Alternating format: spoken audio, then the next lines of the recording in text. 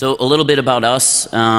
We work for Fishnet Security, but we're not salespeople, so you really don't have to worry about that portion of it. I'm a principal consultant on the AppSec team. I also am an associate professor of software engineering at the University of Advancing Technology, so they have a booth over there in the vendor area if you feel like talking to them. And even though we didn't change the slides, that's actually J-Rock, not Justin Engler. We went through our entire team and gave each other hip-hop names, so that's J-Rock. Okay, Nate Dogg. And I'm Nate Dogg, yeah. I'm Seth. I'm also a principal consultant at Fishnet. And I'm Greg. I'm a senior security consultant at Fishnet as well. I'm Justin. I'm a regular consultant at Fishnet Security. So kind of what our talk is about here is we're going to provide a little bit of an overview of problems with current testing tools that, that people may or may not be aware of. So kind of our modern landscape is that we end up with people who may be in a QA or security testing role who may have come from a different background, that like they may not have had development experience. So when they run into problems or when they run into technologies they may or may not understand, they might not find vulnerabilities that are fairly easy to find. And some of that is a problem on the tools perspective, like not being able to handle modern web applications. So we'll go through some of the current workarounds and how that, how people are handling those. We'll go through a little bit of proposed solutions, like how those can be fixed. And then we wrote a tool to start addressing some of these issues. So we'll go into, we'll skip some of the stuff and get right to the demos and show you the tool. So what we aren't going to do, which this is kind of a lie, so we aren't going to beat up on any particular vendor. So that's kind of sort of not true, but we're gonna try to keep. We didn't say tools. We just said vendor. Yeah, it said vendor. Yes. We also currently can't solve every single problem that we outline, but we're working on it, and we're definitely not going to sell you a solution. So our goals for this is, one, to raise awareness for people who actually test applications. We want to put focus back on the tester and not so much on the tool, and that's what our tool allows you to do. I know that sounds kind of weird, like we're giving you a tool so that you don't have to use tools. So it sounds kind of strange, but you'll get it by the end of the talk, I promise. If not, you can punch me in the face afterwards. And also to get you to submit bug reports for Raft. I remember a couple times when some tools came out, I don't want you guys to do what I did, so I would download the tool and give it a try, and then think something wouldn't work, and I'm like, this sucks, I'm not going to look at it anymore. So don't do what I've done in the past. I realize I'm not being a good advocate of that, but we will fix something, and we will take feature requests and try to work things into the tool. So a little bit of clarification. Throughout the talk, we use terms fully automated and semi-automated. And sometimes we use those interchangeably, so that causes some confusion, and we're going to continue to be confusing about that, so sorry. So this slide's going to try to explain what we mean. So if you think of a fully automated testing tool, like your enterprise application testing tools, those are like the Mac 10 on the right-hand side, right? So basically what you're doing is you're loading up a bunch of bullets and you're just spraying them in a current. Anybody who's ever shot a Mac 10 knows that you can't hit anything with it. They might as well not even have any sights on it. You just point it in the general direction and you put holes and stuff. Not always the best solution. So semi-automated testing, or how it should be, which is what you'd think of sending data to something like running through a bunch of different test cases. That's more like the semi-automatic sniper rifle. So you're honing in on a problem, and you're really trying to focus on that problem and find vulnerabilities based on a specific set of test cases. And that's mostly what we're talking about during this this talk. Is we're talking about the left-hand side. We're talking about the sniper rifle.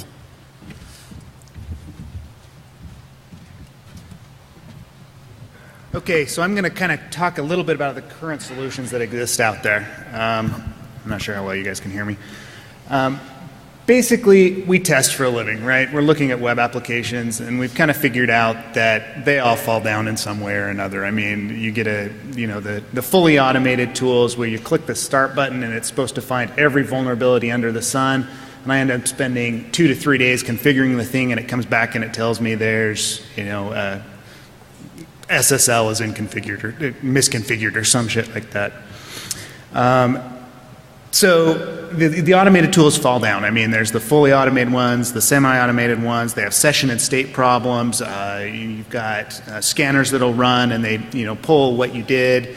And the next time that you go to the site and have the tool run, it's out of state and it can't figure out that it's out of state. So you've got hundreds or thousands of requests that are coming back in the tool, or that the tool is making to the website, and they just aren't valid because they're all returning 302 redirects or something like that. They have problems with these complicated applications. The modern technologies we already talked about, CSRF tokens, rich internet applications, web services. The tools just don't understand them very well. Furthermore, all this data that is collected is in disparate locations, right? You've got your proxy that you're using while you're testing. You've got the full-blown app scan or web inspect. Sorry, I probably wasn't supposed to mention that. But the fully commercial scanners, I mean, getting data out of those tools can be just one huge pain in the ass. As you go further, you've got all this data that you've collected that there's no analysis that's run on it after the fact, right? You've got a single request response. The scanner goes in, it makes its assumptions about what's happened, and then it basically discards that data. Right? There should be some sort of analysis that goes on after the fact. As testers, we need more interaction, not abstraction, right? We need to be able to understand the application in order to break the application or in order to find the vulnerabilities.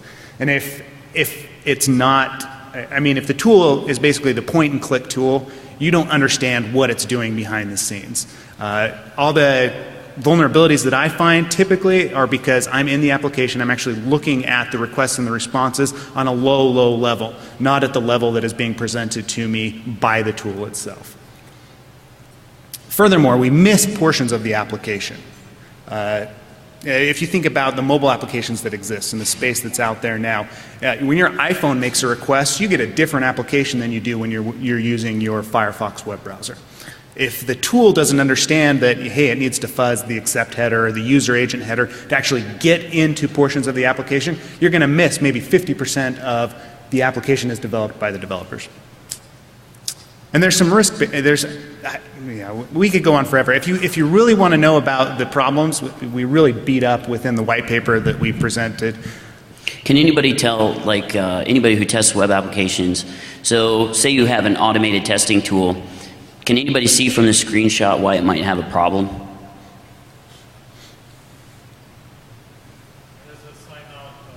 There you go. It says sign out. A lot of automated testing tools look for a regular expression to tell whether it's in state or out of state.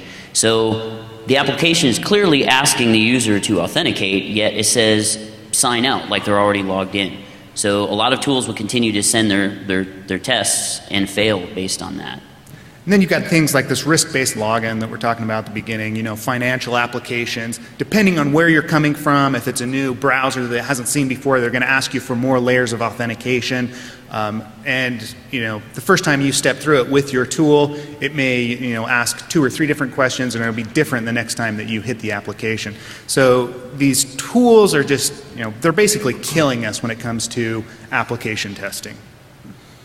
There's simple features we're missing: request times, authorization checks, storage locations, the new HTML5 spec, Flash objects, things like that. Especially these tools that were built in 2001, 2002, they don't understand any of that new technology.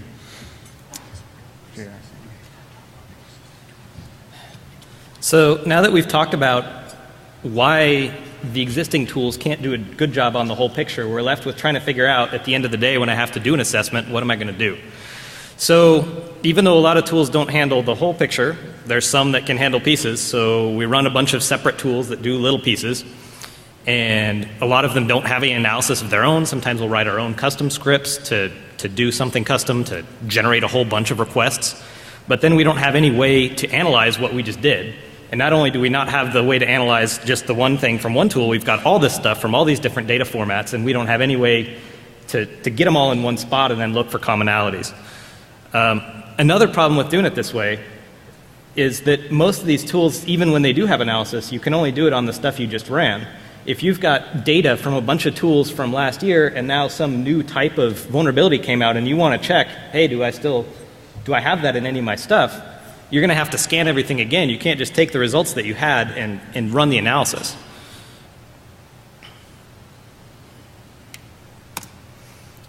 So instead, you could try testing manually, but when you look at the scope of the assessments, at least that we get, there's not really any chance that you would be able to get anything meaningful done by manually clicking things and manually looking at the responses. We've got, thousands of pages to look at in the course of 2 weeks. You're not going to get it done. You need to have something that helps you reduce that burden. So just manually doing it isn't going to work. If you've got a crazy tool that almost does what you need, sometimes you can modify something to do what it wasn't supposed to do, but even that can be painful, and you're spending time writing scripts when you should be spending time testing the program that you're supposed to test. Has anyone in here ever had to use like Windmill or Selenium to do a security test? Anybody? Couple people. Hands. Okay, so that's kind of what we're talking about. Like, Windmill and Selenium are more or less QA tools. They're not really made to find security vulnerabilities. So you might be looking for something specific, like let's say you modified and you had some Selenium scripts and you were looking for SQL injection. Well, you're kind of focused on SQL injection, but you might miss a whole slew of vulnerabilities in other data in the same request that could be easily found if there was proper analysis done on it.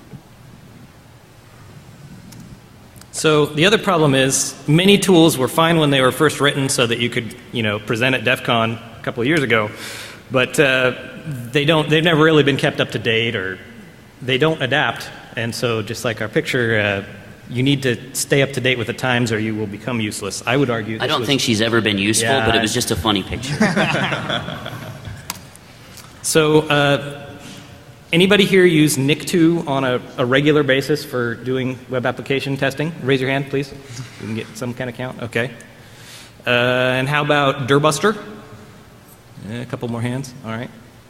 Okay, so I'd say that was maybe 10%. Yeah.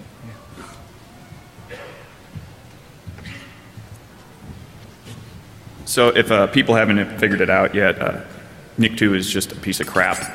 If you actually look at what it is, it's just a list of web request URLs that get sent, and it has some pattern matching that comes back. There's no intelligence in it at all. I mean, about the only thing it's valuable for is testing very broken WAFs.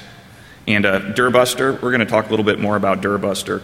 So those word lists that you guys are using in your Dirbuster tests, or if you're using Dirbuster or if you're importing them into another tool, those haven't been updated since 2007. And if people haven't noticed, the web has moved on since then. And there's a lot of common words that we see all the time that aren't in those lists. So there's a couple reasons for this. When those lists were first generated, they were generated by going out to websites and spidering the website, seeing what directories existed, and pulling words down. Well, if you think about that, you're interested in parts of the website that don't exist, not the parts that do. So if you're just depending on values that come back, you're going to be missing all the stuff that you think you should find but aren't. And there's a lot of bad words in there, so you're wasting time, because search engine optimizers do keyword stuffing, so you're going to end up with all these strange words that are completely useless.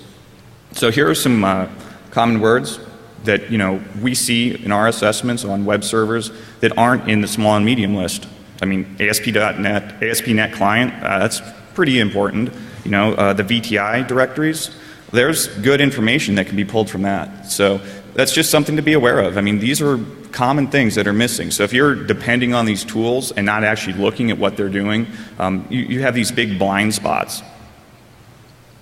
And this is kind of, we were reviewing the Dirbuster list and we were like, what the hell is this? Jeremiah Grossman, I mean, I'm sure people know Jeremiah, either through his reputation or at events like this. When was the last time you found the Jeremiah Grossman directory on your web server? Really? That doesn't make any sense. Why are you... Maybe he just stopped by to say hello. Yeah. But the thing I love is that the ASP.NET Underbar client isn't in there, but Jeremiah Grossman is. Yeah. Yeah, it's like, really? Does nobody look at this stuff? So that led us to say, well, we need to generate our own word lists. how do you approach this problem? And we said, well, let's think about some way that we could go out and find words that people are telling us not to look for. And if you're familiar with the robots.txt exclusion standard, basically webmasters go through and they mark parts of the site that they don't want Google spidering. You know, maybe there's sensitive data there, or maybe it's underlying web application components. So those are the kind of things that when we're doing an assessment we're very interested in. So we went through and we pulled down the robots.txt file from a lot of sites. We combined the Alexa and QuantTask Top Million site and pulled down about 1.7 million. We made about 1.7 million requests and found 350,000 unique files. And we went through and we generated word lists based on how prevalent certain words were. So it's kind of like we crowdsourced what people are telling us not to look for. So we've been using those on our assessments, and we're seeing that we're getting better results back than when depending on the Dirbuster list. So those are out in our SVN on Google Code. You can pull them down. Right now they're just in a 7-zip file, so pull them down, look at them. You know, if you think they suck, there's probably some stuff in there that doesn't make any sense. You know, let us know, give us feedback.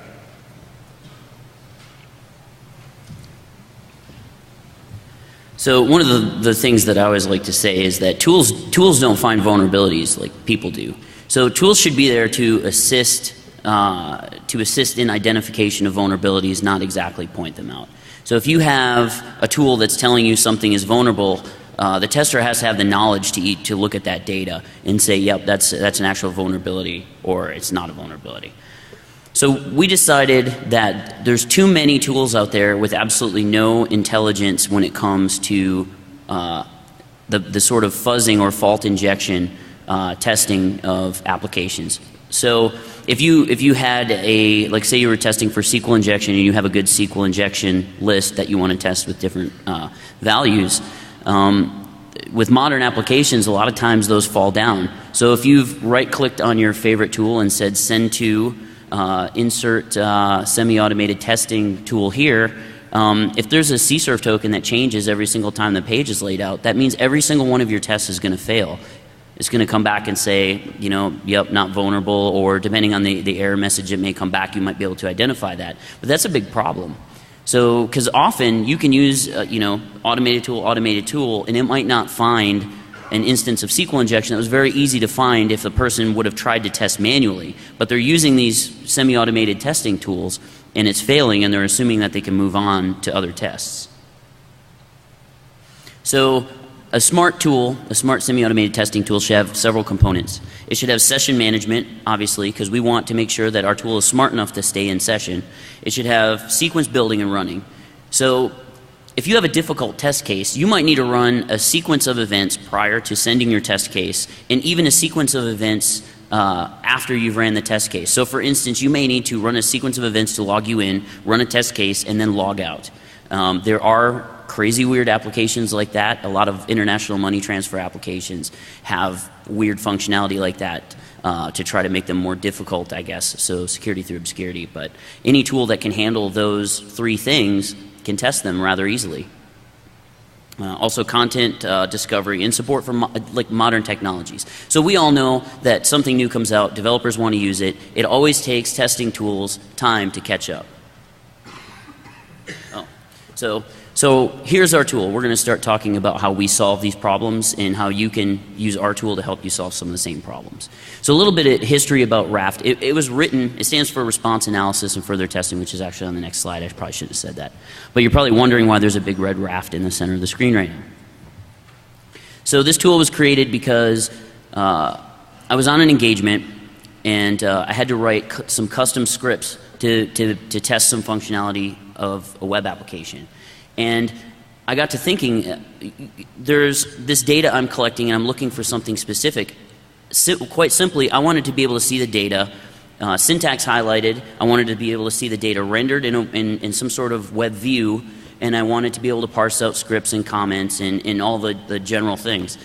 So I created a simple Qt interface that allowed me to do that. Of course, the tool today looks absolutely nothing like the beginnings of it. So yeah, it used to be just basically a SQLite browser. Yep, with focus towards web technology. So basically, it's not an inspection proxy. So that might throw you for a loop a little bit, but we decided to take a different route and kind of change that paradigm that everybody's used to. Because if you think about it, you're just chaining responses through another device or another application. So that's really important because almost all of the workflow that you see on all the other tools is, well, you'll set up this inspection proxy, use whatever browser you want to go browse through the site, and then come back and look at the tool again. We decided to just cut out that middleman, and instead you can import data if you already have it, or you can just use the browser that we have ourselves. So we actually built WebKit right into the thing, so it works just like your Safari or your Chrome does, and it renders things the same way. So a lot of tools that have their own browsers, they often have something that's kind of not as full-featured or is just a little weird. This one is going to work just like you expect it to. We also, a big piece of this is we made a custom analyzer engine, so you can write whatever it is you want to find easily and then run it against all the stuff you have. It's all open source, it's Python and Qt, and it's designed for testers. This is not a fire and forget, click the button and your report is done tool. This is designed for someone who already knows how to test web apps, but they just need something to help out. So now we're going to have the demo. What you've all been waiting for. Yeah, we got through like the boring technical stuff, so we'll see if we can get this going. All right, this is the user interface, and we're sorry about the screen resolution. Screen resolution looks like crap. Yeah, this has a little bit different workflow, like Nathan talked about. This started out as a way to look at data from other data sources. We have our own capture format that we have defined. It's an XML-based format, and what we have provided a DTD for you, and there's a urllib2 module for people to do Python that you can just plug it in as a processor, and it automatically generates this format. So we'll look at some data we've captured, and I just want to point out here, we're off the internet anyway, but there's an important thing that we discovered is when you're looking at rendered data from old assessments, you may have a limited time window for your testing, and you're not supposed to be interacting with the site. So we have this black hole network, so if you're looking at old response data, there's no traffic being sent out to the internet. But when you have captured data, if you have all the references, all the images, anything that was originally referenced, then the built-in rendering will pull that out of your capture data and display the web pages that originally existed. We have responses. Here, I'll zoom this in so you guys can see. We have the zoom feature, which is really handy. You can see the request, the response. I don't know if there's any scripts on this, but we pull them out. I'll find some with comments. Links, we pull out all the links. So you get a quick view of what all the references are. Any form values, you get those. And we kind of go through and parse out of the DOM and generate the list of forms. And then one of the really handy features, if you do a lot of assessments, especially with highly dynamic applications, you know that you have to do view source a lot, view generated source. So we have the generated source that we render the page and pull out of the DOM. And any of these references like links and forms that are dynamically added, those also get included here. So that's pretty handy. So that's imported data. We also support from the RAF format. We also support burp logs, burp state files. If you use Burp Pro, you know the saved state files. That's and the XML, saved XML, and WebScarab and Paris message log formats. We don't do their storage, but we're working on that because it's not a good interface. We also have our own built-in web browser, so you can go and pull up sites. Here, let me copy one here. I can just type that in. Yeah, don't get into my porn. Yeah, definitely. So we just have an instance of the broken web applications running locally here. So this is a simplistic, I don't know why I'm bending over like that, that just looks strange. This is a simplistic view of our browser. It's made as a proof of concept, so in the future we're going to have... Yeah, there is, the question we got the most is there is a back button, you just have to right click in the page to go back. That's terribly intuitive. Yeah. We understand. Yeah, we definitely have some UI. You know, we're not GUI designers, so we have some like UI inconsistencies. So you just have to work through those. But as close that, and if you if I scroll down here, we'll see that any requests that we've been making. Yeah, we have a zoomed in view. So those requests that we were just making are now being saved in our storage. We use SQLite in the back end, so those are just getting saved to a local storage database. Other interesting tools, we have a little search engine. You can go through and type in, like let's say you want to look for HTML comments. So this one will have some comments in there. And we offer a variety of search routines. There's a built-in differ. Let's see if I can find some pages that are similar. Oh, I'll just pick two that aren't. Just so you can see the differences.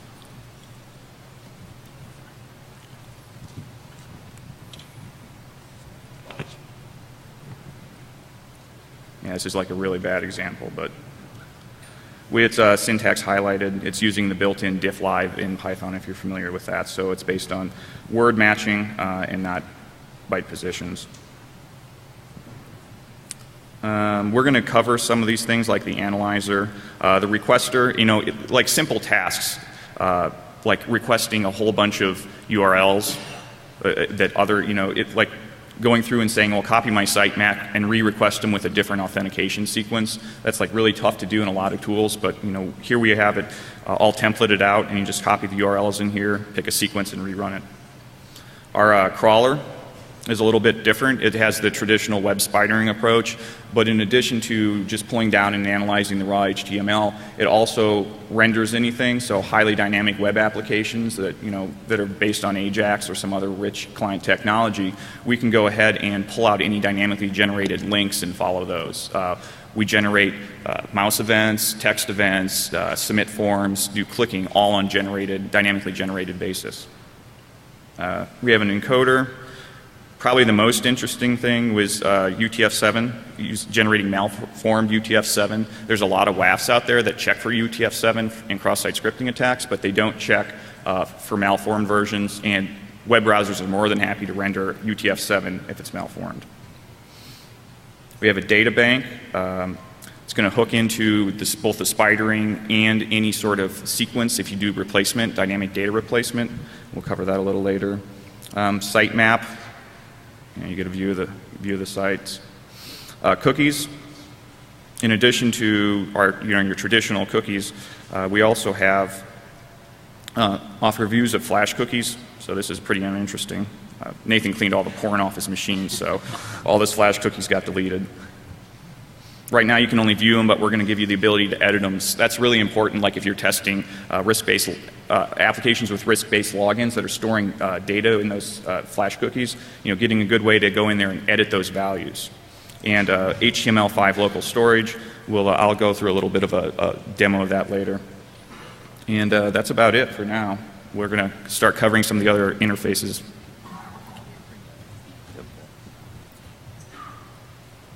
J-Rock doesn't know how to use a Mac, so sorry, guys. I have to drive it for him. So, yeah, as the regular consultant, I get all the boring slides too.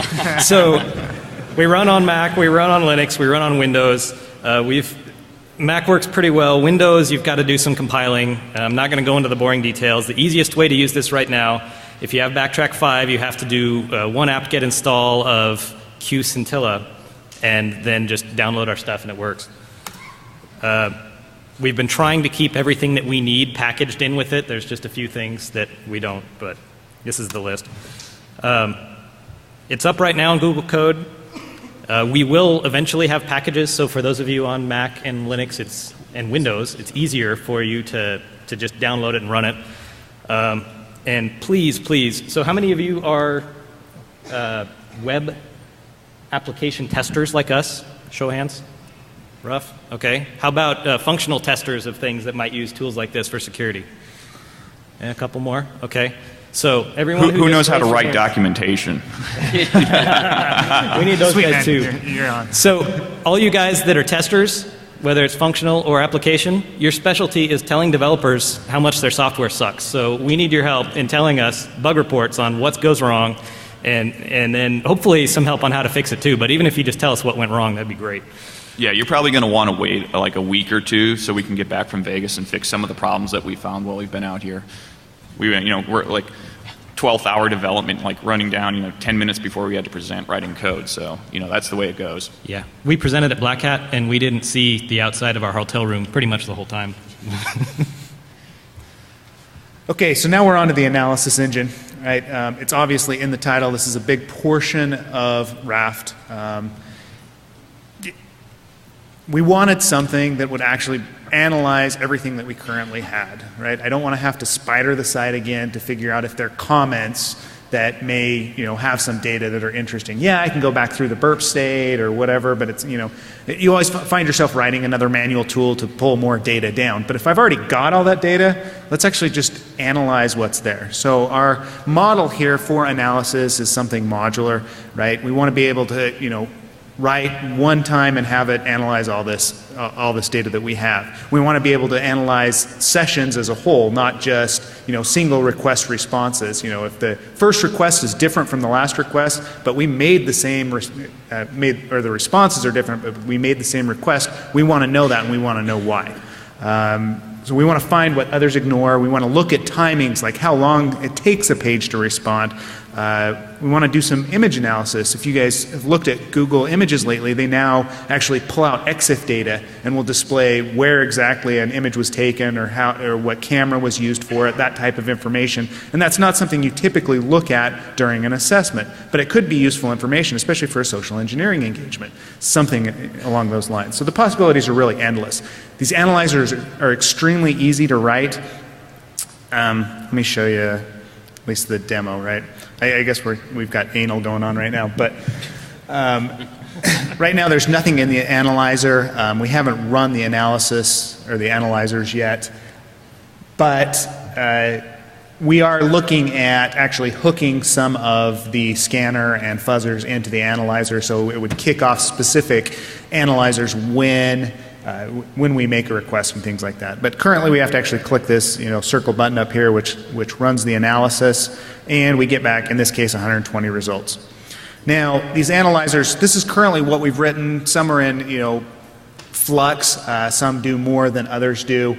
We've got, we're looking for error messages, insecure cookies, the low-hanging fruit, what's currently out there. We're analyzing some redirects to see if there is more information behind a redirect than is actually displayed to the browser. Your browser takes a redirect and just takes you to the next page, but I've seen applications where people actually allow you to spider the admin section because the developers didn't write the redirect portion of the application correctly. Timing analysis. Yeah, thanks a lot, PHP developers. Yeah, you're right on, man.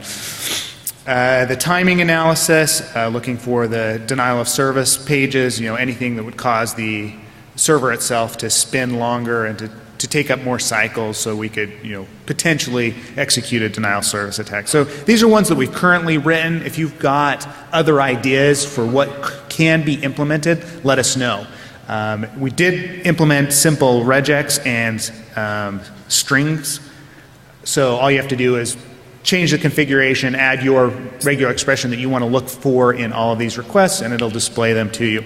So currently I think we've got, we're looking for personal information. So in Altera Mutual, it found some private information here, a phone number, and it'll actually tell us, let's see, in the response, I believe. Yeah, so it finds the phone number and it'll show it to you, so it's easy to scope through there. And I think when we were building this, we decided, hey, we want to know if XSS has been found. It took us all of 20 minutes to write the XSS finder to see if an alert box popped, and if it did, then if it was in the request, then XSS is obviously within the application. So, and we'll do an example of that in just a minute. Yeah, so that's the analysis engine. Jump back over to Keynote. So a little bit about our smart testing components, because we basically so far we've been talking about data you've already collected. So now you've already collected the data, you want to do some additional testing based on the data you've collected. So we created a requester and a fuzzer, and those are templatized, and we'll get into those in a second. We're about to do the demo. But we also have the ability to run sequences. So you can launch the sequence builder, build your sequence out, and then import it into, or just select it from the drop-down box when you're doing your testing. And of course, we have a browser object, so that browser object can be utilized during the testing as well. Oops. Oh, yeah. So this templating approach is probably better just to show you versus explain about it.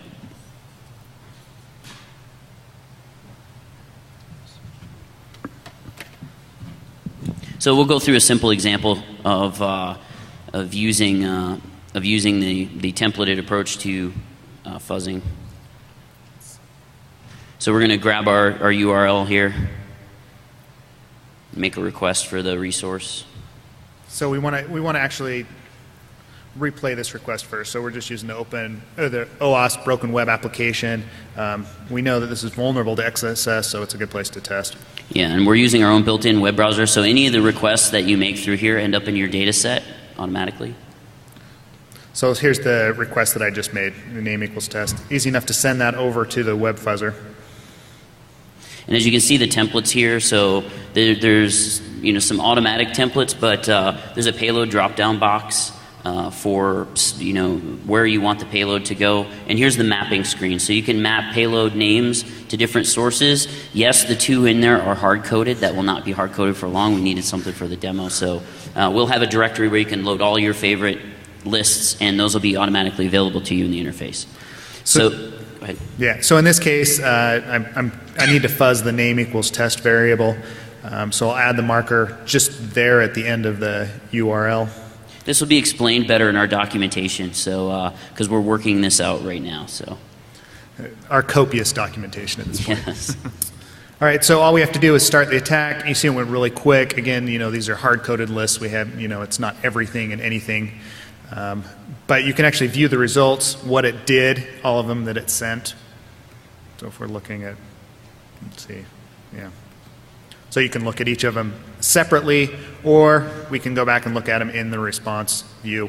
Now at this point, we've done these tests. We want to see if it found any XSS, so we're going to run the analyzer again. And now we have, instead of 120 results from the first run that we did, we've got 162.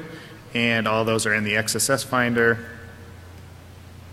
And it looks like we've got a couple here. If I actually render the page and it was successful, I get the XSS pop-up because I am rendering it. I mean, we're actually running the WebKit engine behind the scenes.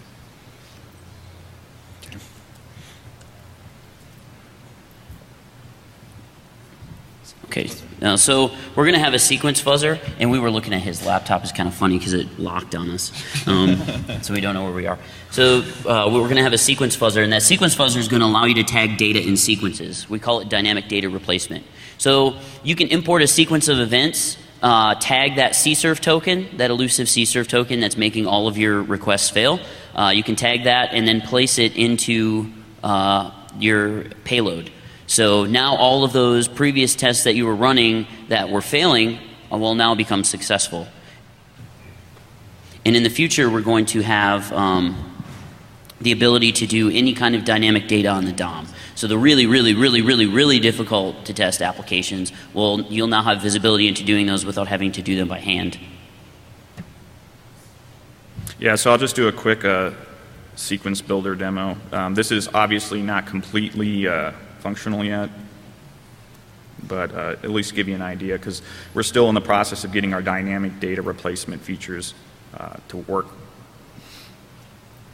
So here we have a pretty typical login form. We'll just log in, foo-foo.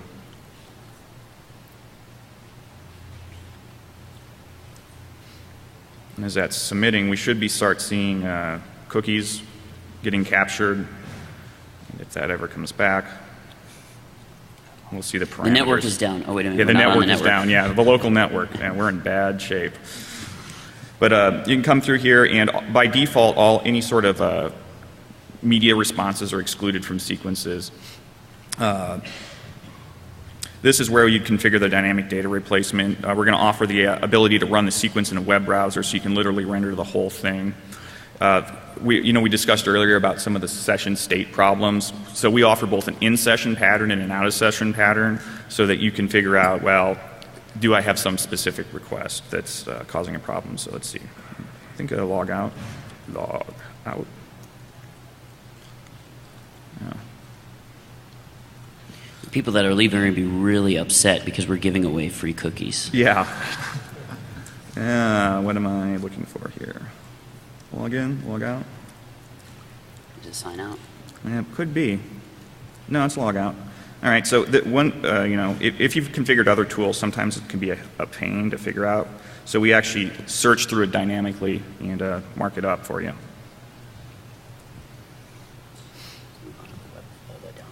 Yep. So how many people in here would like to search for DOM-based XSS without having to use a browser plugin or having to send your website to some application off on the web and have it test? Anybody? That should be pretty much everybody. So we have a built-in DOM fuzzer, so it's integrated into our tool so we can identify things like DOM-based cross-site scripting without you having to use another tool. We're going to do a demo of that right now. So I have imported a couple of web pages that are, I know, vulnerable to DOM-based cross-site scripting because I wrote them. And I'll show you the response here. So if you look in the response, it just does a simple, let's zoom this out a little bit. This resolution is it's just killing us. Yeah. So it's just doing a document.write location.href, so that's going to be vulnerable in some circumstances. This one is also doing something similar. Yeah, this is doing an unescape. So if you come over, our DOM fuzzer is very basic, but it still finds stuff. So if you look at these tests, we've generated some unique script statements. Those are quite common. An alert that would go into a string if you were doing a string, and as a pattern that's going to be pretty much unique on the page. So what we'll do is we'll go through and run the fuzzer based on the oops. That is the absolute first time that that's happened. Yeah. I swear. That sounds like a joke, but it is the first time it's ever done that. Mm-hmm. So I guess we need to fill out some bug reports ourselves. I guess so. So what this is doing is it's taking the saved HTML data and it's loading it into an instance of WebKit, and it's setting the base URL to the modified value. So this is not making any sort of network requests at all, but it's still replaying those values and rendering it as if it was on the original site. So we should start seeing some results coming through, and we're doing a couple of matches here. The first one is high. We hook the alert box, so if we see an alert box pop up with that number in there, we say, bang, found some DOM-based cross-site scripting. In other cases, we're just looking for pattern matches in the rendered DOM content. So like if we look at this guy, you can see that's written out, and if we render it, boom, right there. So we found DOM-based cross-site scripting without sending any network traffic at all. And are we? Run the top slides. Yeah. Okay. So this we have screenshots of in our presentation, but I'm going to try it.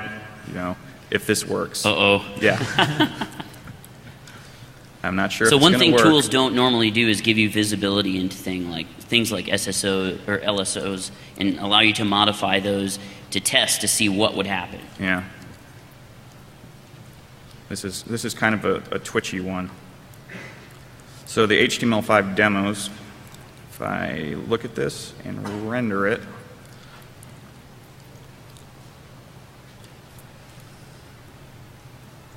so you see. If you come over here, you should see the local storage now has a value in it. Yep. So if we set that, and this is the part that doesn't always work. You're not supposed to tell them that. Yeah, well, like we said, this is still kind of a work in progress. But think, no other tool allows you to do this. So being the only one that, and it kind of sucks right now, is better than being like, Yeah. Yep. And I think You may disagree, and that's okay. Yeah, that didn't work. So we'll switch back over. What happens is it gets cached. The browser's caching that local storage reference in. We're directly modifying it through SQLite, so you don't get to see it. So here's the way it actually should look. Here's the time that it did work. Yeah. It works every time. You just have to restart it, which is annoying. So you modify the value, and then when you go back and re-render the page, you get the pop-up box. So that's actually modifying the local storage. And some people asked us, well, what is the attack scenario there? And we said, well, it's really no different than any other situation where one part of an application accepts data and it doesn't properly sanitize it. And then it gets replayed later. So let's say you have a web page that's storing some sort of user preference in a client-side storage. I mean, developers are starting to use this and not even realize it. Like they're importing JStorage and using it without understanding where these values are actually being stored. And then later you come back and it pulls it out of there and it doesn't encode it or sanitize it. And then you have cross-site scripting. So let's say you do some sort of forced browsing to send the value to that web page and get it saved, and then force the user to re-render that page, and they themselves find out to be vulnerable. So we have some more slides and we have no more time. So what we're going to do is, as far as documentation goes, there's some on the project page as well as our slides. And a copy of these slides is already available on our project page. So if you have any questions, now's the time to ask them. We're actually going to be in the Q&A room as well, so we can actually go through some of the stuff we weren't able to cover. So thank you for coming out. We hope you use the tool. Please submit bug reports. Please submit feature requests. We had some people come up to us and say that they don't code, but they'd like to help out. Well, we need people to submit bug reports and help us with documentation. Yeah, write docs, please. Oh, and we aren't an inspection proxy. Yeah. Thanks.